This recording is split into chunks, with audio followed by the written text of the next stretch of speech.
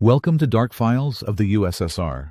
This is the channel where we uncover hidden crimes, buried fear, and the darker realities behind the image of Soviet order. Today's story is about criminals who stayed free not only because they were careful, but because the system around them bent in their favor. In the Soviet Union, corruption did not always look like a cash bribe passed under a desk. Sometimes it looked like patronage. Sometimes it looked like pressure to protect an institution from scandal. Sometimes it looked like silence in the press, closed trials, or investigators pushed toward the wrong answer. And when those habits entered criminal investigations, offenders gained time, cover, and room to keep operating. To understand that problem, start with the system itself. Scholars of Soviet politics argued that corruption in the USSR was not just a minor defect at the edge of the regime. Kenneth Jowett describes Soviet political corruption as something tied to the regime's structure, its self-image, and the informal networks that grew inside it.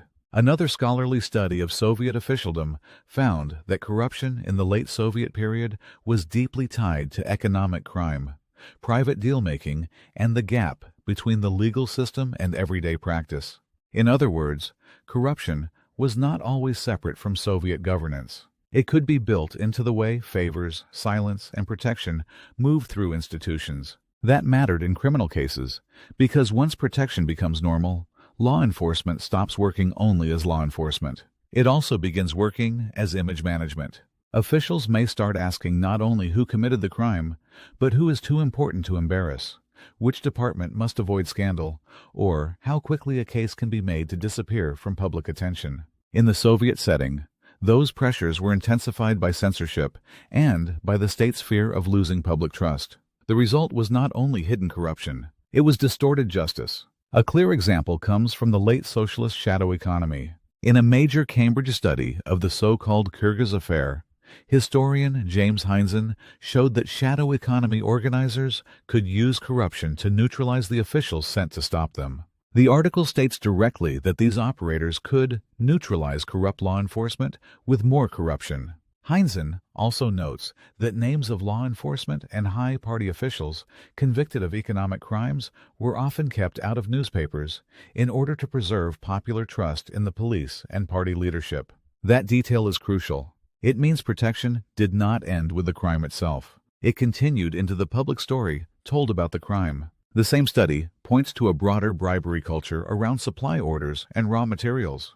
Heinzen cites a 1959 police report saying intermediaries traveled to Moscow from across the country and paid bribes to obtain supply orders for rayon, wool, and other goods. In a system defined by shortages, access could be bought, investigators could be pressured, and illegal networks could build relationships upward into the institutions meant to police them. That is exactly the kind of environment in which offenders stop depending only on personal cleverness.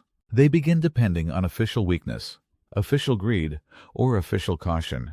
But corruption did not protect only economic criminals. It also warped violent crime investigations. The best-known Soviet example is Andrei Chikatilo. Britannica notes that efforts by police to warn the public during the investigation were hampered by official ideology, which held that serial murder was impossible in a communist society. That ideological barrier already slowed honest public response, but the practical failures were just as damaging.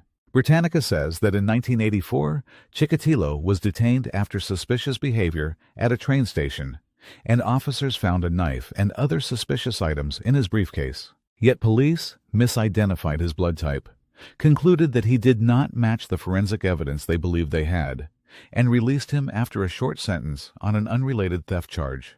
He continued killing afterward. That was not bribery in the narrowest sense, but it was still a kind of institutional corruption, a system so distorted by ideology, bureaucratic weakness, and pressure for the wrong kind of certainty that it protected the wrong man. In cases like this, corruption means more than money. It means the corruption of judgment. It means procedures shaped by politics, not only facts. When investigators work inside a structure that fears embarrassment as much as danger, offenders gain the very thing they need most: time. This is one of the most dangerous forms of Soviet protection, because it rarely announced itself openly. No official needed to say, "Protect him because he belongs to us. Protection could work through assumption alone, a respectable workplace, a useful party contact, or a law enforcement connection could create a zone of hesitation around a suspect. The system did not have to be fully bought to become corrupt. It only had to become cautious in the wrong direction. And in a state built on hierarchy, prestige, and fear of scandal, that kind of hesitation could be deadly. The Soviet system also warped investigations by valuing solved cases over true cases. Under political pressure, investigators could be pushed toward quick closure, public calm, and institutional self-protection. The Chikatilo case shows the cost of that logic. If the wrong evidence is trusted, if the wrong lead is followed too confidently, or if public warning is delayed because the truth is ideologically inconvenient, then an investigation becomes part of the danger instead of part of the solution. That is why the subtitle of this episode matters.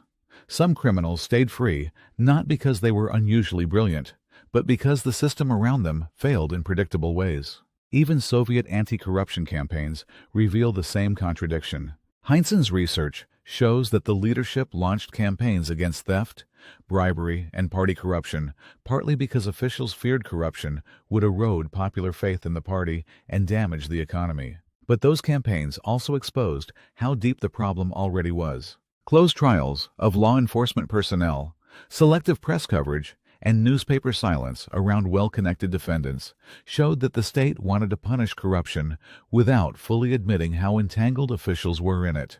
That is not clean justice. That is damage control, and that is the larger lesson. In the USSR, corruption protected criminals not only by hiding evidence or accepting bribes, but by shaping the whole environment in which guilt was judged. It favored insiders. It shielded prestige institutions. It encouraged silence around embarrassing cases.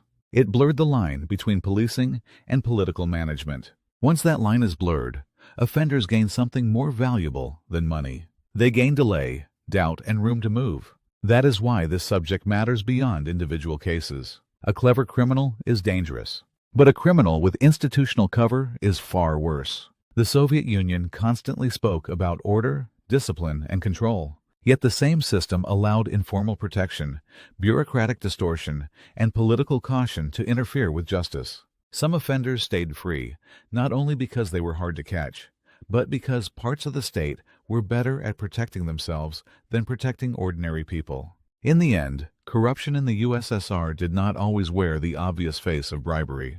Sometimes it looked like closed files, protected reputations, soft treatment for insiders, or silence in the press. Sometimes it looked like hesitation at exactly the wrong moment, but the result was the same. Investigations were warped, offenders were shielded, and the cost was paid by the public. That is why corruption mattered so much in Soviet criminal history. It did not merely weaken justice. In some cases, it actively helped danger last longer than it should have. This is Dark Files of the USSR. If you want more fact-based stories about hidden crimes, buried fear, and the darker side of Soviet history, subscribe and stay with us.